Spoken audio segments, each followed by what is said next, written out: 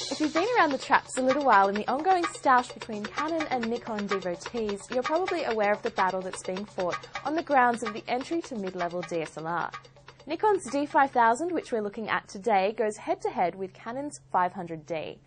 Both are not quite the entry-level model. That's left to the D60 and the 1000D in either range.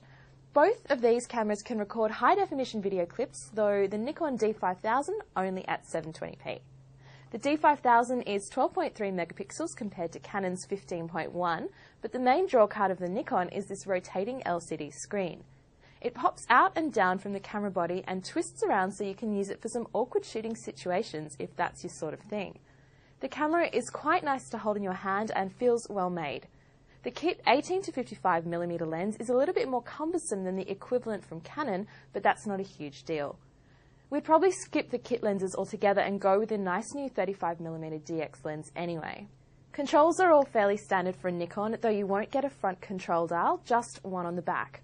At the side you have HDMI out and an extra port for connecting a GPS locator, optional extra of course.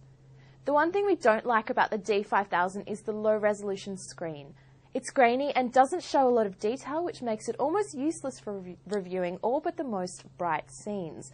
Forget about looking at nighttime photography on this thing because it just can't cope. All in all, the D5000 is a nice but definitely not perfect jump into the Nikon DSLR world. Great for someone looking for a step-up camera.